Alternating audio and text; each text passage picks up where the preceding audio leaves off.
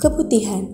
Hai girls, udah paham belum nih apa itu keputihan, penyebab, dan cara mengatasinya?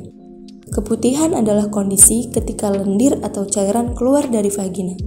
Keputihan merupakan cara alami tubuh untuk menjaga kebersihan dan kelembapan organ kewanitaan. Ketika seorang wanita mengalami keputihan, cairan yang diproduksi kelenjar vagina dan leher rahim akan keluar membawa sel mati dan bakteri, sehingga vagina tetap terlindung dari infeksi. Keputihan itu normal loh bagi kita yang masih mengalami menstruasi, sedangkan pada ibu hamil, keputihan akan lebih sering muncul karena perubahan hormon. Namun, ketika wanita mulai memasuki masa menopause, barulah di situ keputihan akan berkurang.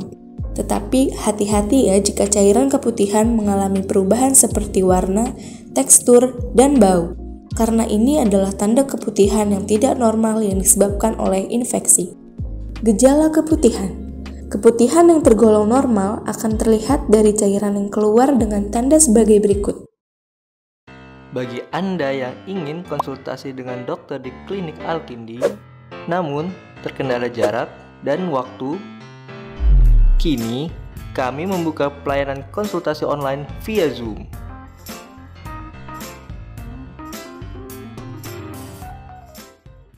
Tidak berwarna atau berwarna putih, tidak berbau atau tidak mengeluarkan bau menyengat, meninggalkan bercak kekuningan di celana dalam. Tekstur cairan keputihan dapat berubah tergantung siklus menstruasi. Sedangkan untuk keputihan yang tidak normal ditandai dengan cairan keputihan berbeda warna, bau, atau tekstur dari biasanya. Cairan keputihan keluar lebih banyak dari biasanya. Keluar darah setelah berhubungan seksual atau di luar jadwal haid. Keputihan yang abnormal ini dapat disertai dengan keluhan, gatal pada area kewanitaan, nyeri di panggul atau ketika buang air kecil, rasa terbakar di sekitar vagina. Gak nyaman banget ya girls? Penyebab keputihan.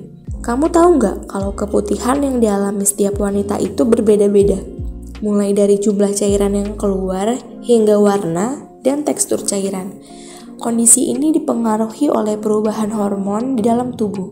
Selain itu, keputihan juga akan keluar saat wanita mendapatkan rangsangan seksual ataupun stres.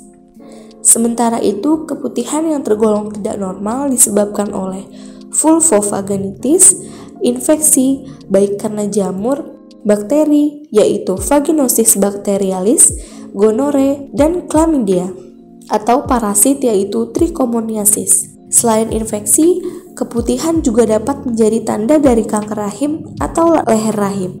Wah, serem banget ya. Lalu, beberapa faktor yang membuat seorang wanita rentan mengalami infeksi vagina dan menimbulkan keputihan, diantaranya konsumsi pil KB dan obat kortikosteroid, menderita penyakit diabetes, melakukan hubungan seksual tanpa kondom, dan sering berganti pasangan. Menurunnya sistem kekebalan tubuh, misalnya penyakit HIV, terdapat iritasi di dalam atau di sekitar vagina, menipisnya dinding vagina akibat menopause, terlalu sering membersihkan area kewanitaan dengan semprotan air, menggunakan sabun atau lotion yang mengandung parfum atau pewangi. Pengobatan keputihan.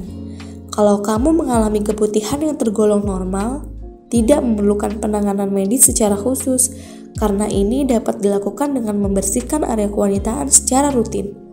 Sementara, jika kamu mengalami keputihan yang tergolong abnormal, segeralah untuk periksakan ke dokter.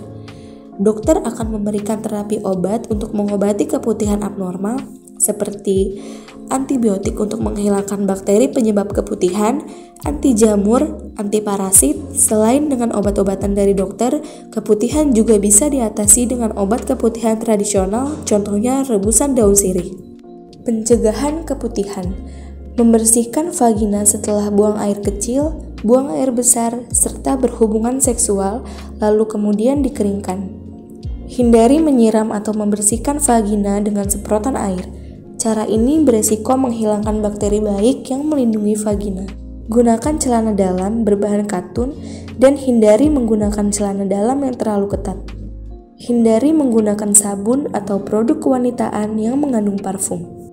Jagalah kebersihan vagina selama menstruasi dengan mengganti pembalut setidaknya setiap 3-5 jam sekali. Tidak berganti pasangan seksual atau menggunakan kondom agar terhindar dari resiko infeksi menular seksual. Lakukan pemeriksaan kesehatan vagina secara rutin kepada dokter kandungan. Gimana? Udah paham kan girls? Jaga kebersihan Miss V agar selalu bersih ya. Jangan lupa like, komen, dan subscribe. Terima kasih.